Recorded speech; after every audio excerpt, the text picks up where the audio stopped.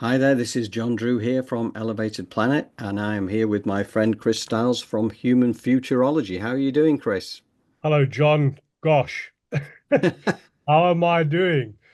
Well, it's always great to chat to you, John. It's always a privilege to chat to your audience. How am I doing, John? I think I've spent the last 24 hours scratching my head.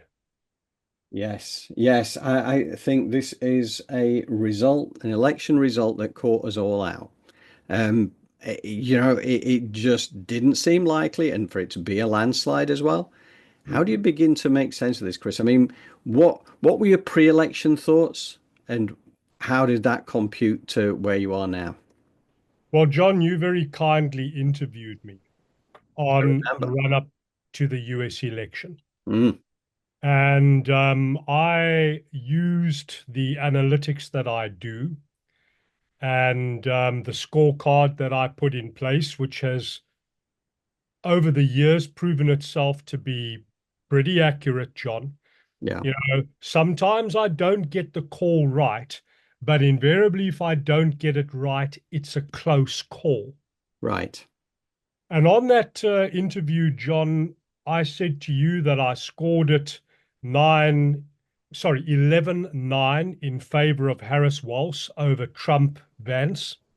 Yeah. That Harris Walsh had many more positive synchronicities within their intelligent mathematical blueprints, which, given the fact that I've been building and analyzing these since 2017, John, I know what I'm looking for, and I have built and analyzed thousands of them. And I actually quite boldly and bravely called it in favor of the Democrats. Yeah. So when this result came through, um, it was a massive shock to me. Look, if Trump had won, 11-9 is still a close call, John. Yeah. If you take and you add them up to 20 and you do the percentages. But this landslide victory is just utterly beyond me. And it actually kept me up all night last night. Mm. And I went through loads and loads and loads of charts that I've built, searching for answers, trying to make sense of things. And this morning I contacted you, and true to form, you immediately jumped at it and said, "Right, let's chat about this." Because, John, there are fascinating reveals within the numbers of Elon Musk and within the numbers of key members of the Trump family, which you and I are going to discuss now, Hmm. as well as within the numbers or the intelligent mathematical blueprint of the CEO of X, which is Elon's social media platform, the old Twitter, her name being Linda Yaccarino. Hmm. These are moments of extreme risk, John, with massive alignments in 2025 through to 2027. Yes. Yes. And I find this really interesting because, as Elevated Planet, we talk a lot about the transition towards the new Earth and what the new Earth stands for, which is humanity moving out of the duality of the mind and the ego-based kind of masculine dominated kind of way of doing things into like the feminine collaborative energy, where we go into this age of Aquarius where there's no more wars. You're going to get peace, you're going to get the age of the golden race. And what this means is that you're talking about people who come together in unity consciousness. Now you kind of look and say, okay, well, does the president-elect, you know, is he the kind of person who would represent unity consciousness? Does he look at every person in the world and regard them all as, sacred beings? Right. So he's a division energy kind of person. And I don't say that as a judgment, it's an observation, right? That is just the way he is. So he is about division energy. The ego thing is pretty strong. Again, that's not a judgment, that's an observation. And this is not, he is. The way I look at it, everybody is here on the planet for a reason. Everybody has a role to play, whatever that role is. So it's not that, this is not devaluing President Trump as is. This is actually saying that he is playing a very good role. Now, what he represents, to my mind, is old Earth. And when we talk about old Earth, we're talking about that top-down control, that number one energy, as you often describe it, Chris, which is the egoic energy. It's Correct. the one thing. Now, the thing that comes to mind is that we have this period of time where it switches from the old energy, the Piscean energy, into the age of Aquarius. That top-down control and all the things that go with it has to hand over. Now, how does that happen? Does it go out with a whimper? No. Or does it go out with a bang where basically people get this confronted, if you like, by the outgoing energy just to demonstrate what it is that needs to be let go of, what needs to be released, has to come to the surface to be released. Now, again, I'm not judging against President Trump because he's there to do a job, and I would honor that. Everybody is worthy of love, you know, regardless of the role that they're playing anyway. So, but I do think that to my mind, this is where stuff has to come to the surface to play out, to wake people up, ultimately to be released. Because if you have a liberal kind of person coming in who's you don't get confronted by the division energy, you don't get confronted. Now, we'll see, right? Because again, if President Trump comes in and does all the things he's talking about, which are pretty good actually at the moment, he's talking a good game. Um, he doesn't like war, he doesn't want war. There's so many things. But anyway, Chris, that's an elevated planet perspective. So looking at the numerical sequencing, and this what I find really interesting about this, because we've been talking for years now, but I know the accuracy and depth of what you do. You've done it for me, you've done it for Elevated Planet, you've done it for Jole, you've done it for numerous people that I know. And every time, right? Every time a coconut, as Chris Styles would say, right? It is very, very accurate. But I also understand that when you are looking at certain events to be able to sort of like then predict, you know, it's actually working out what the signs actually mean, right? So how how do you interpret this now? I mean, do you want to call up a chart and talk through it? How? Oh, John, yes. And, thank you for positioning it so well.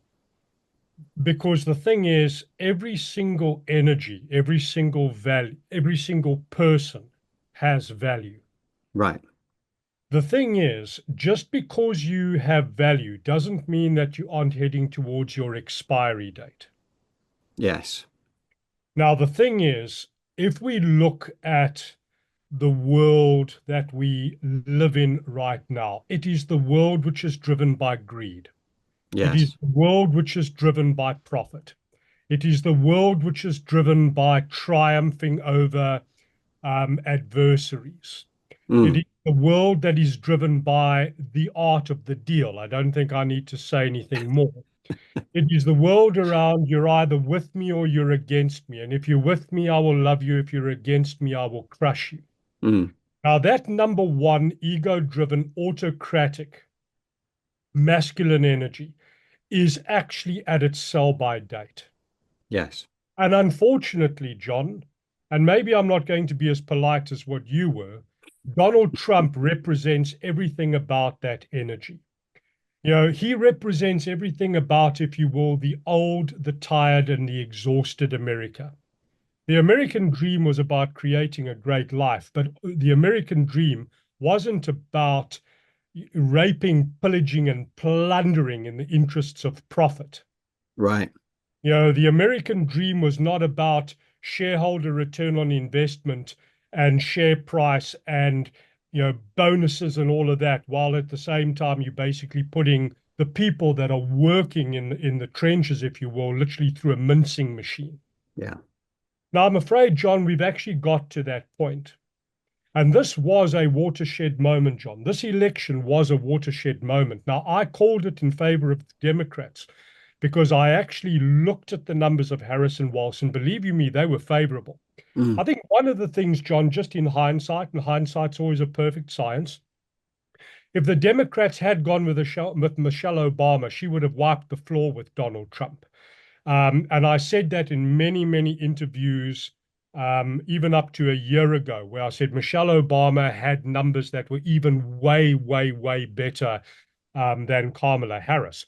Yeah. But John, what is really interesting is we now turn around and say, right, so Trump has won, Trump has a landslide victory. There's a very interesting set of circumstances here. Trump has not surrounded himself with politicians. He's surrounded himself with fellow entrepreneurs and billionaires. Yeah. Dana White of EFC, the cage fighting business. Okay. Yeah. Elon Musk. So the thing is, he basically, in every single way, moved way away from politicians and went straight, if you will, into the world of business. He created a very compelling business model. He sold it brilliantly. He had the likes of Tucker Carlson backing him, and he had a huge amount of momentum. And I think basically what he did is he sold back to Americans the equivalent of the American dream that they used to. Hmm. And they bought into it en masse. The thing is, John, what is very interesting for me, and that's why you and I are on the line tonight, is when we look at the intelligent mathematical blueprints of Elon Musk, of the CEO of X, who he appointed in 2023, Linda Yaccarino, and later when we look at the collective intelligent mathematical blueprints of the Trump family, there's extreme risk, John. Hmm. Extreme risk. And if you will, John, if you'll actually call up the first slide, I can actually start to talk to this. So, John, if we look at this slide, what it is revealing is extracts from the intelligent mathematical blueprints, which is what I build for Elon Musk and for the CEO of X, Linda Yaccarino. Yes. Now, John, over the years, as I said to you, I've been doing this since 2017, and I'm now actually, as you know, building it into a PhD through Bournemouth University here in the UK. Yes. I have a massive body of evidence that shows when two sequences, being 16, 7, and 13, collide, it is indicative of an extremely high risk moment in the person's life. Mm. Invariably, it is speaking to extreme adversity. Okay. Yes. Now, if we think about the fact that Trump has won with such a landslide, he's probably going to take everything. The popular vote he took, he's probably going to take the House and the Senate as well, Yes. which means that he's got literally no resistance and he can do what he wants. Plus, he's got a term behind him, which means he's already vastly experienced in terms of how things work, if you will, within Yeah. Washington, within Yeah. government. Now, John, let's focus on the chart on the left. And here we've got Elon Musk. Yeah. And we're looking at the year 1980. Hmm. And we can see there that 16.7 collides with 13.4. That's why I've got a red block with black exclamation marks. Yeah. Now, why did I include this, John? Because there are only two times in this mathematical modeled data that I've created for Elon Musk, there are only two times in his life from birth through to age 100 that this collision of 16.7 and 13.4, these two massively antagonistic numbers happen. Right. The first time, John, was back in 1980. Now, what happened in 1980? 1980, Elon Musk's parents got divorced. Right. He chose to go and live with his father, a decision that he deeply regretted. Okay. Right. Now, exactly the same line of code that Elon Musk experienced in 1980, John, repeats in 2025. That's next year. Mm, Now, this is revealing an extremely high risk experience, much adversity that is coming Elon Musk's way. right. Given the fact that Trump has won by a landslide, and that literally, he's got popular vote, probably the House, the Senate, the lot. Yep. Why would this hugely antagonistic number combination appear in the blueprint of Elon Musk in 2025 if all is going to go swimmingly? Yes. Now, Yes. John, let's look further down. Let's look at the blueprint of Linda Yaccarino. Hmm. And if we focus on 2025 and we go across, and you can see the flames there lighting up the red block, Yes.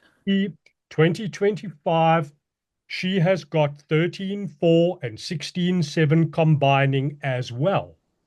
Indeed. Now, the thing is, John, when I have done my work with you previously, I've only basically ever spoken about one or two people's charts. Are you with me? So I've Yeah. spoken Yeah. Yeah. about them in isolation.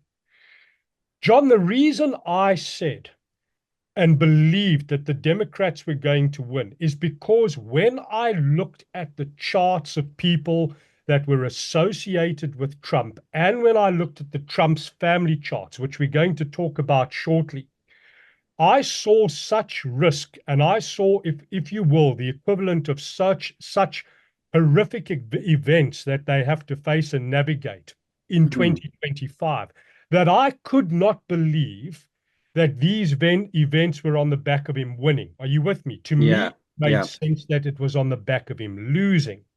Yes. So now because I thought, well, that would make sense. He loses, all hell breaks loose. The lawsuits that have been launched against him come through. He possibly goes to jail or he's imprisoned, all the various things. And this led me to basically, if you will, stack up the evidence and therefore also decide in favor of the Democrats. However, exactly the reverse has happened. But Mm. that does not mean that the risk in next year and through to 2027, 2028 doesn't persist for Yeah. No. Trump And that. or So, Musk and for Yaccarino and family. Yeah, carry on, John. so I was going to say, yeah. No, that does make sense, doesn't it? Because in some ways, he's now in a more vulnerable position as president and Elon Musk aligned completely with. So if the presidency goes smoothly and everything goes to plan, then clearly then these would be golden years, right? But if it's talking, as Exactly. you say, you're talking about a time when the numbers are actually misaligned to a point where this is an incendiary kind of time. And yeah, this is interesting. John, when I was back in South Africa, and I'm going to talk about work that I have done that I've never shared online before. So tonight is the first. I was approached by a family. The family had 6 members. Hmm. I'm not going to go into the nature of the work that they asked me to do, but the bottom line is they needed to make a very, very significant decision. And they approached me as a family and they said, we've heard about the work that you do. We don't quite understand it, but we are aware that you are able to shed light around helping people make better choices, better decisions, and we'd like you to please do what you do. Now, in order to deliver information to them, I needed to build that entire family's blueprints. Mm. So there were 6 members in the family. I needed to build all 6. Yes. When I built all 6 blueprints, John, and again, not to go into detail because that would not be correct. Hmm. And the work I do is very private and very sensitive. Hmm. But the cataclysmic event that they were seeking clarity around occurred in 5 of the 6 people's numbers lining up more or less in the same year. Right. Yeah. So that was a reveal in terms of collective family risk or a moment of collective family trauma. Yes. Okay.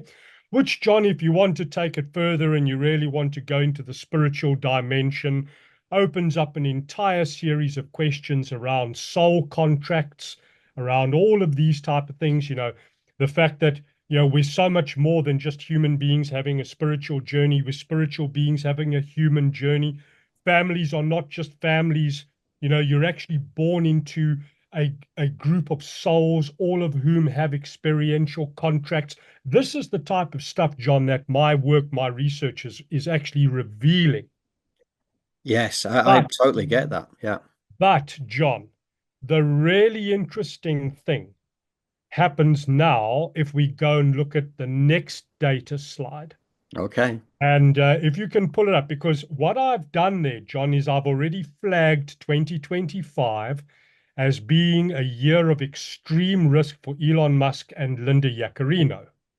Yes. Look at So, that. John, here what I have done is I have built the intelligent mathematical blueprints and extracted data, okay, Hmm. from that of Ivanka Trump, Yeah. Melania Trump. Yeah. I've got Donald Trump's up there on the top right. Hmm. I've got the son Barron Trump. Yeah.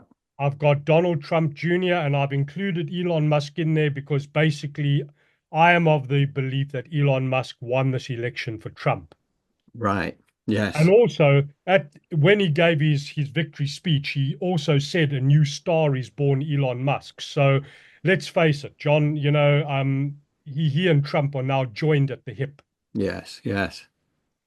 John, just look at what sequences are combining in the life of Ivanka Trump in 2025.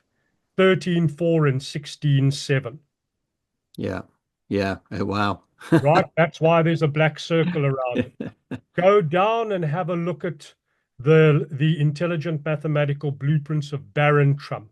Yes. Look Yes. at how 16-7 and 13-4 collide in 2025, Mm. starting in 2024. Yeah.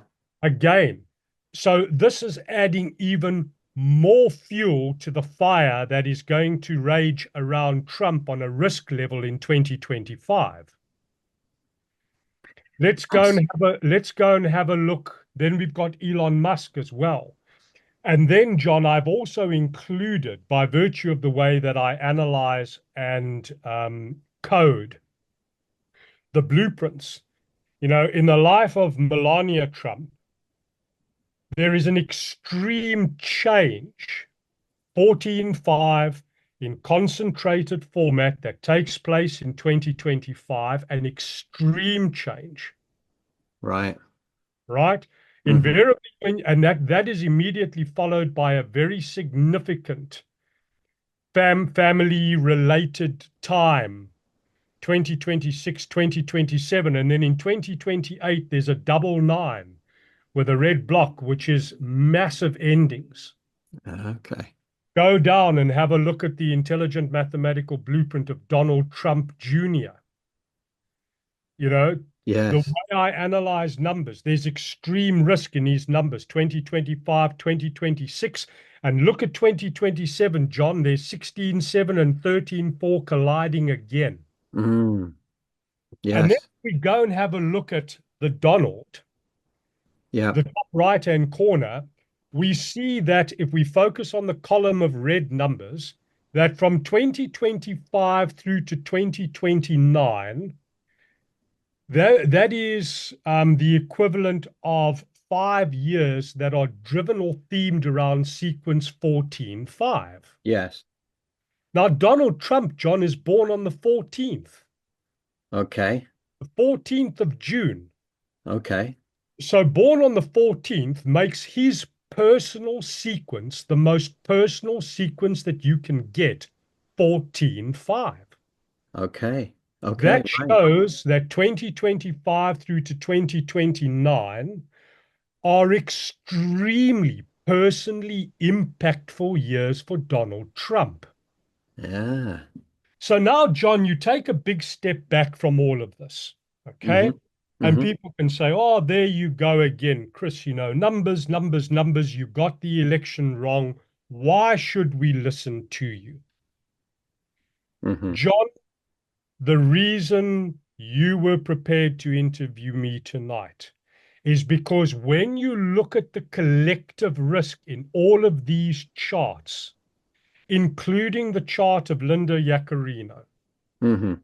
okay, what we are seeing is massive, massive, massive risk from 2025 through to 2028.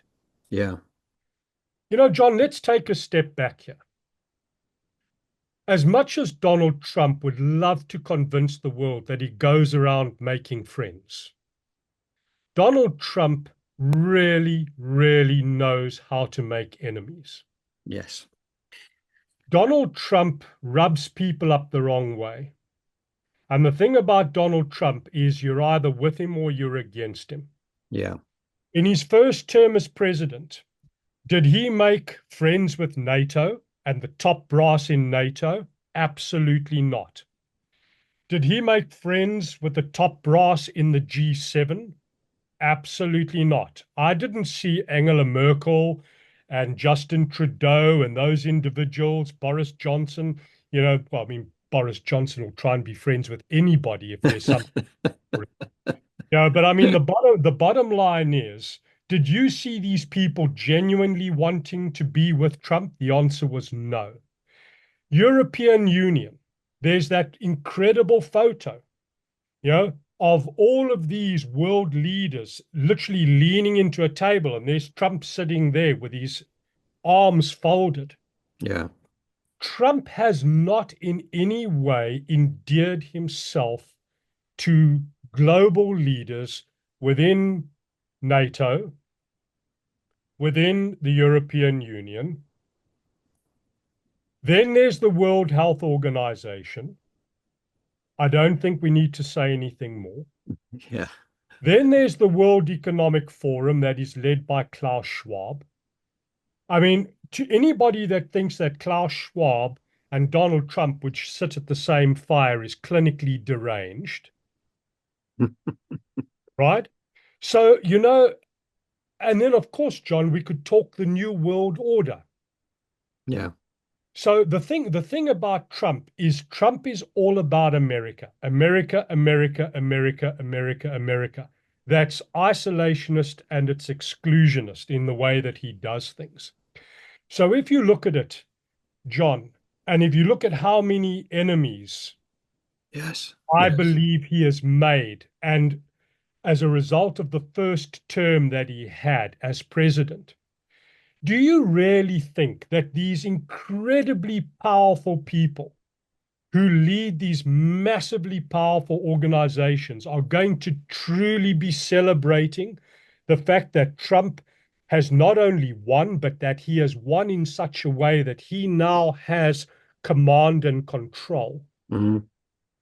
So, John, I guess the question now is, are we actually on the verge of seeing those people who want to drive a completely different agenda from Donald Trump having to go head to head with him? Hmm. And John, this brings a very interesting timeline into play because, as you well know, um, the 2020 decade was ushered in on the back of extreme chaos with and through the coronavirus. Yeah. If you look at 2020 through to 2029, the number that is common in every single year is 202. Yeah. 2020 through to Yeah. 2029. That's two twos and a zero. Yeah. The number two represents emotions. When there are two twos, it's amplified emotions. And the number zero places everything that exists and, if you will, gives it an injection of steroids. Yeah. So from 2020 through to 2029, we have entered a 10-year period of extreme chaos and emotional upheaval. This is why, John, if you will, the way I look at it, Trump winning and going into power now in 2025 seems to me, if you will, to literally be the spark that is going to trigger whatever has got to go down between the masculine and the feminine energies in this enormous, enormous melting pot Yes. before we get to 2030. Because the Mm. moment 2030 comes in, it's an entire change. The number three comes in, it's about communication, creativity, self-expansion. Are you with me? Yeah, absolutely. It's a completely different cosmic cocktail. So, Yes. and there it is, John. So I think that what I am seeing in the numbers of the Trump family, the chaos, and the chaos that I'm seeing in the numbers of people that backed him to the hilt in this election, like Elon Musk, and therefore by default, the fallout for people that are close to Musk, like Linda Yaccarino. Yeah. John, shoot me down in flames. Feel free to disagree with me. This is an open conversation, but I think we are on the verge of chaos on a global level, the likes of which we have not seen. And I think, John, the purpose of that chaos would be to bring Donald Trump down. Right. Well, this is a fascinating time, and I personally believe we are in a time of extreme change.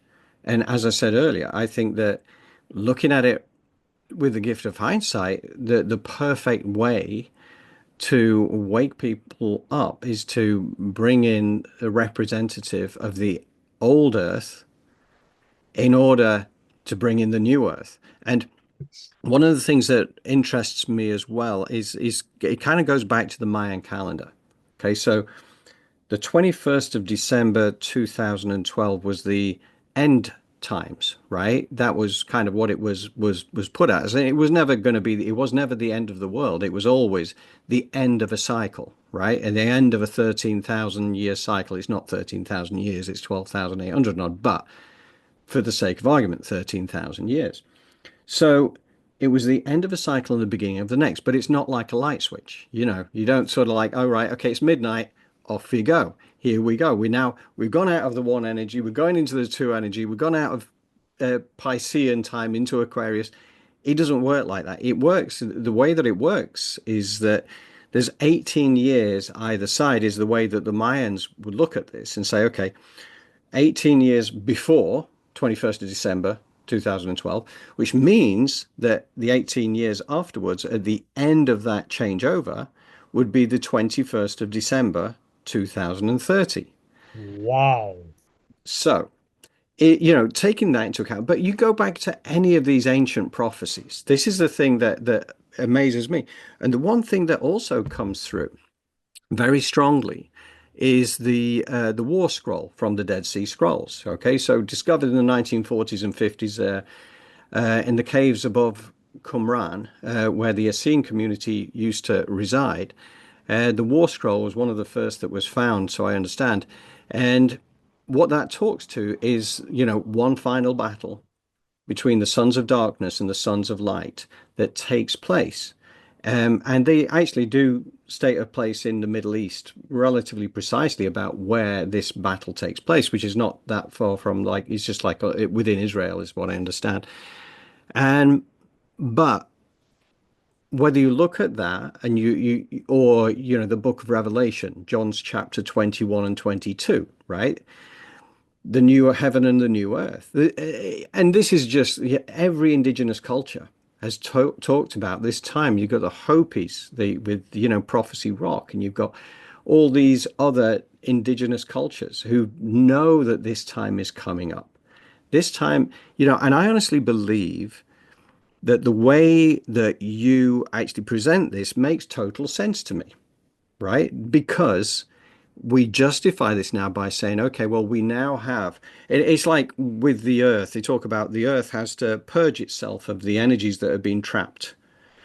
And the only way forward, and so therefore you're going to see a lot of floods, you're going to see earthquakes, you're going to see volcanic eruptions, you're going to see solar flares coming into the planet right now all the time, right? There's so much solar activity because the earth is energized because changes are actually happening.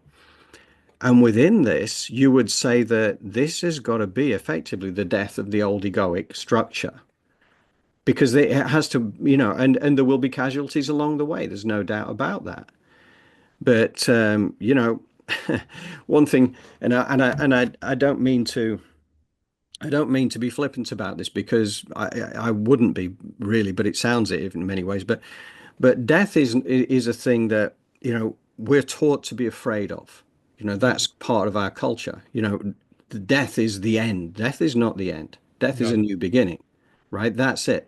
It's kind of like the most you go, there's so many ways to evidence this, but they say that death is the most amazing experience you will ever have in your life, right? That moment of death, that release from the physical body when you go back into that non-physical consciousness is such a release, and it's a beautiful thing. And people go through near-death experiences and come back with all, and we're confident enough to offer that with a money-back guarantee from Elevated Planet.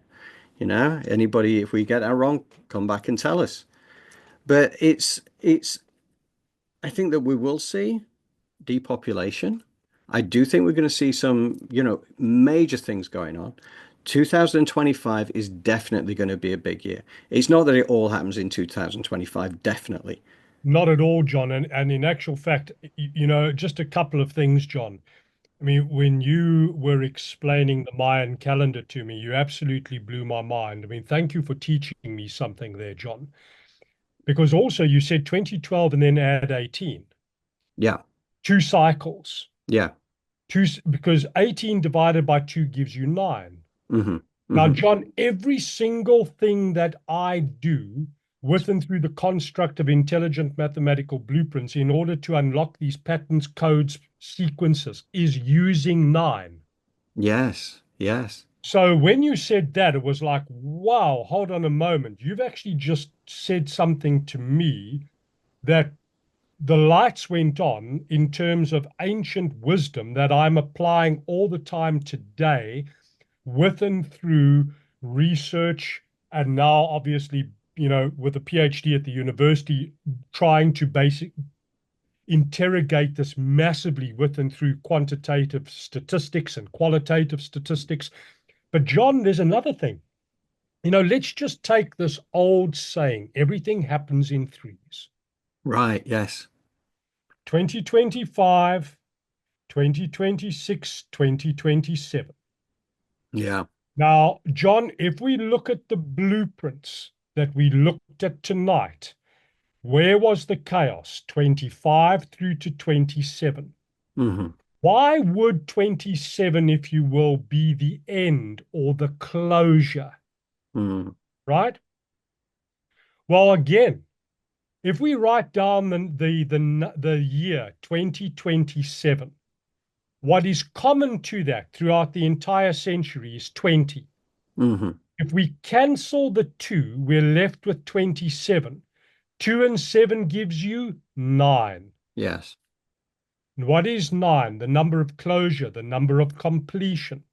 Also, John, if we take the year 2027 and we add the numbers 2027, we get 11. Hmm. 11 is a master number. Yes. The master number that deals with intuition, illumination, enlightenment. And what is the gift that the number 11 brings into the world, John? It illuminates the darkness. Yes. So if we look at this 2025 building into 2026, building into 2027, look at the timeline. There's logic. And if you will, the illumination of the darkness in 2027. Yes. Yes. And that's really interesting to me as well on another level because, the astrology is, the I've been getting from a lot of the astrology that's out there as well. Okay. That there is going to be, I mean, it's the planetary alignments, and there's so many that have come into this final anaretic degree, as they call it, the 29th degree, right? That is a time when the shadow aspect tends to come to its fullest, right? Because it's about to shift out of alignment, right? So the anaretic degree makes a big difference, and there's so many planetary alignments that are going through that. This is a bizarre set of circumstances out there right now from an astrological perspective. I mean, I'm not an astrologer. I'm standing on the shoulders of giants to say this, but the bottom line is that what is happening now is such a rare occurrence. The alignments, such as they are, they talk about, it's the old Capricorn energy is gone, right? That's dying. In fact, I think 19th of November, if I remember rightly, is like when it shifts out of that. Capricorn is the old egoic structure, right? Into Aquarius. Right. 100%. Yeah. And so I think not only 2025, but I think even this year, we are going to see the start of changes. It's not it's only the beginning of, and let's face it, the Trump thing is a surprise, right? So for him to win, I mean, to win is not a massive surprise because there was a degree of closeness about it, but to win with a landslide, with the Senate and everything, right? Complete And the power and House. control. Yeah. John, as you said, and I'm going to just something lit up inside of me. When you were speaking about astrology, you mentioned the 29th. What was it, John? The 29th is the anaretic degree. Right. 29. Add 2 and 9. What have you got, John? You got the 11. You got your Twen- master number. There you are. John, this is the beautiful thing, and I know this is something that you and Jolay and Elevated Planet have immersed yourselves in. The material that you produce, the stuff you're putting out there. In my opinion, I think that you really are displaying phenomenal thought leadership and spiritual leadership in the dimension in which the world is moving. But what is so interesting, John, is if we look at these convergences. Now, the thing is, John, you know, you're either some people look, people are going to be watching this chat that you and I are having. Hmm. The cynical mind will say rubbish. Absolutely. In fact, they've probably switched the video off by now. The skeptical mind is undecided. The enlightened mind will already know that what we are speaking is the truth. Hmm. Now, the really interesting thing, John, and this is why, and because you know the journey that I've been on, Yes. what you are doing in your way, what I am doing in my way through applied research. Yes.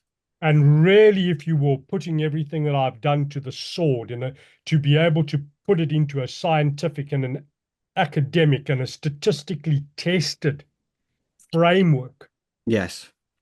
John, what we are sitting with is we are sitting with a moment in time when people will start to wake up to the importance of ancient wisdom. Yes. Oh, And for sure.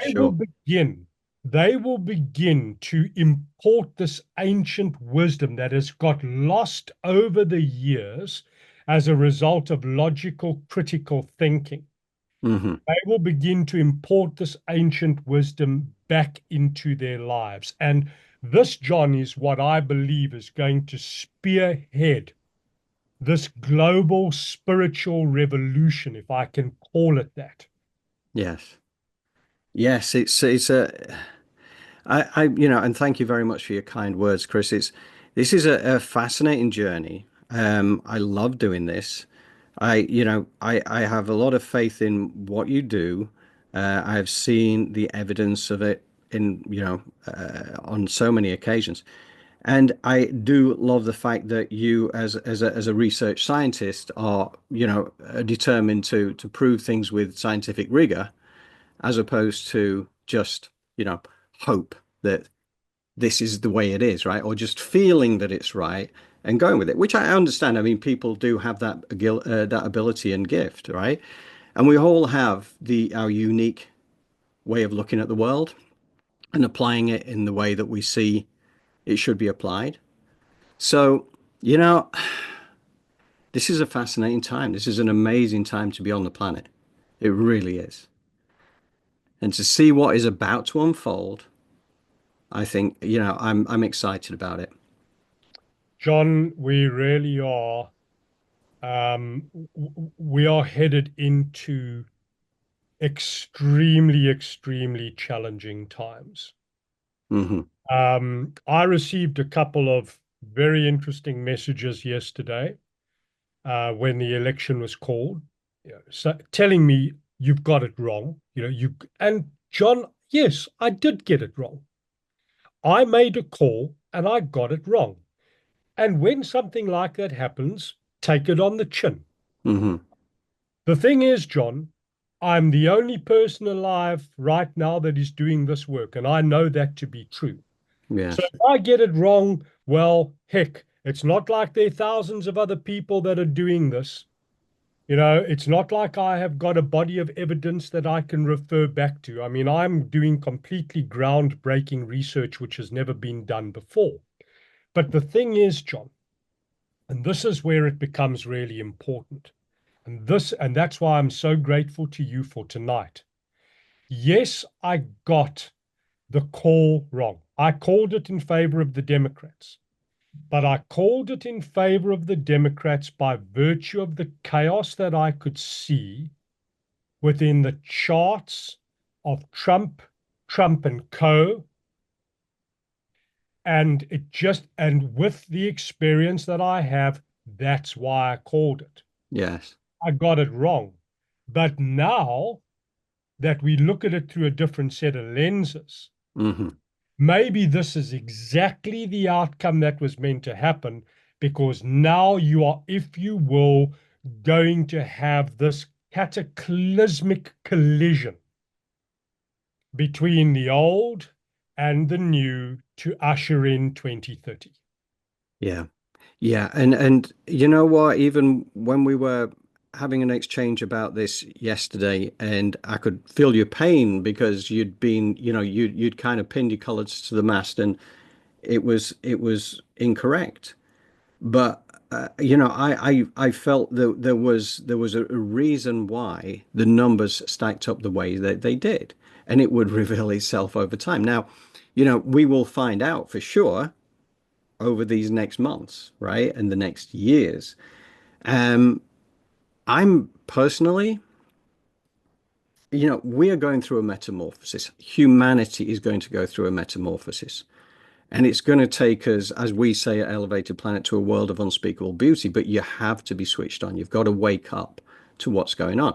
Now, I say that, and I fully appreciate that 6.5 years ago, before I had my aha moment, I would have thought this was deluded nonsense.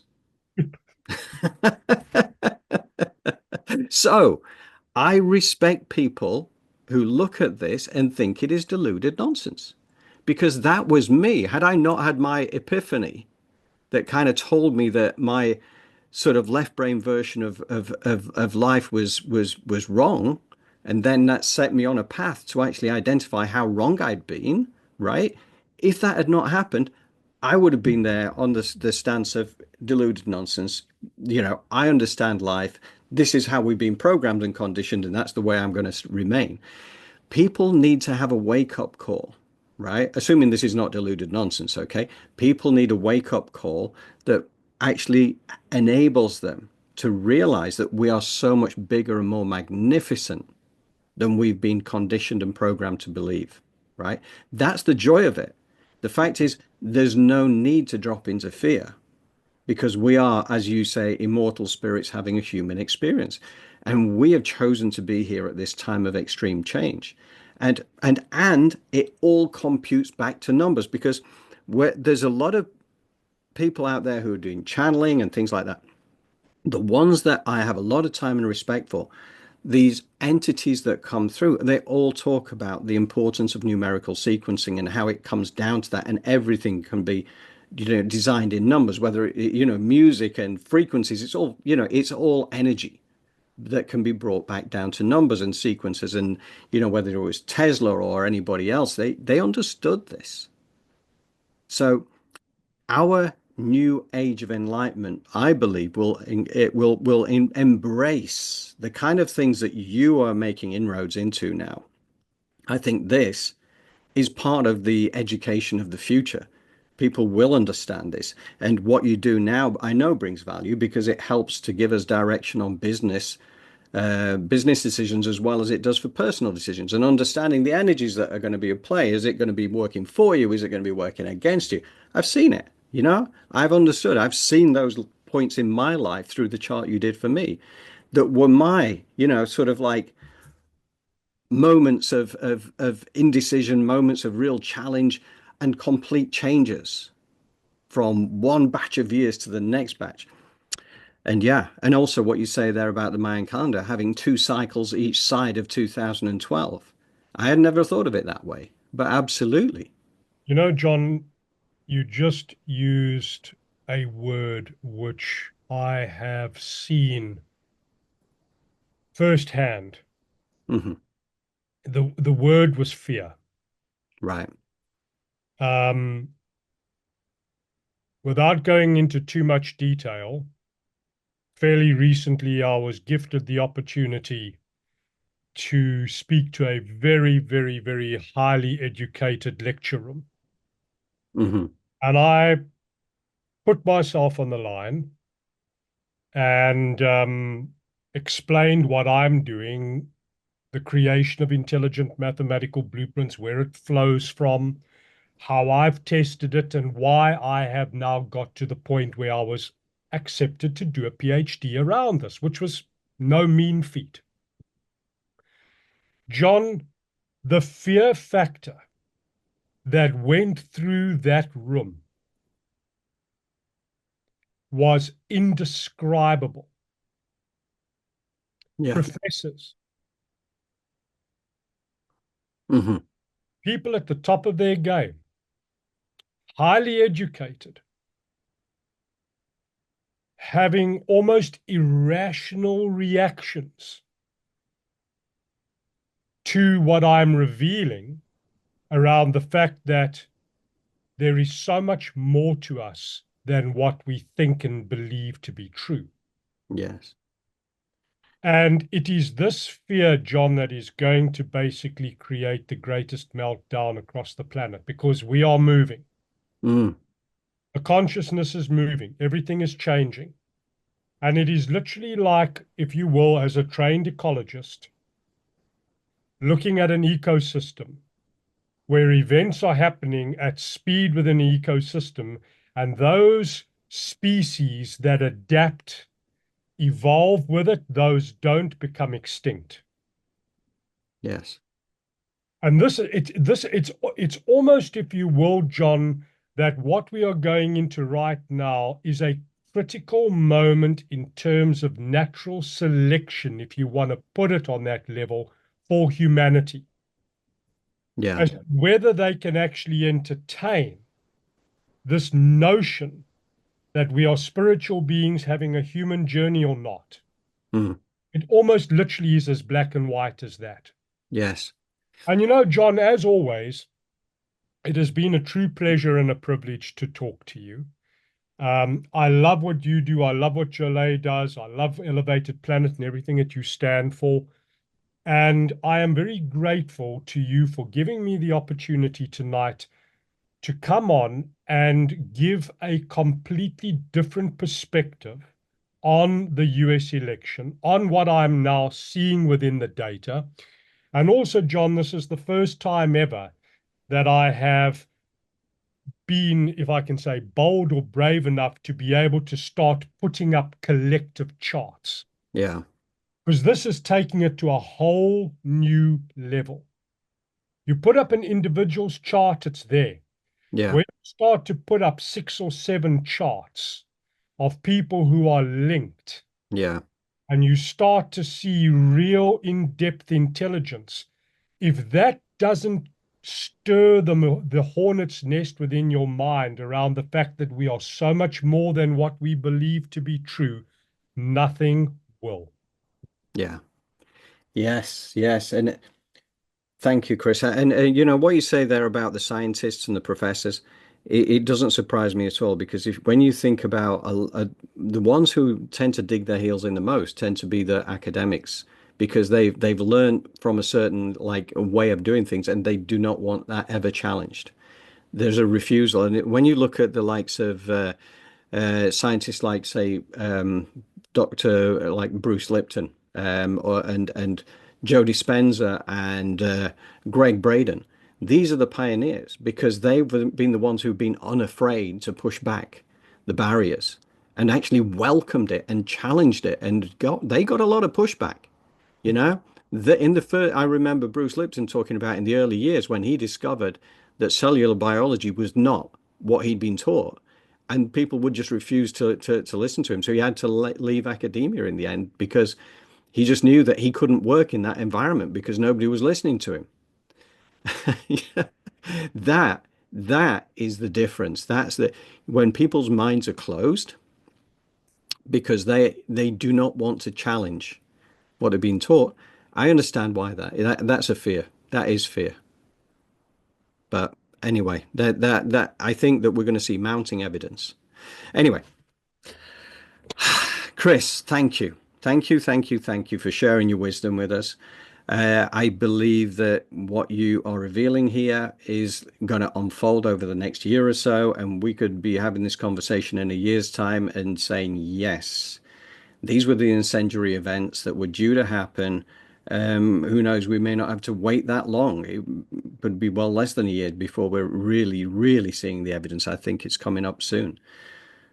But thank you, Chris. I truly appreciate it. I truly appreciate what you do for us at Elevated Planet, from Jole's perspective, from my perspective. And we're just very grateful for the connection that we have. John, always a pleasure. Thank you so much. Yeah, absolutely. Okay, Chris, well, we'll stay in touch and thank you again. And thank you to our Elevated Planet community for tuning in. And we look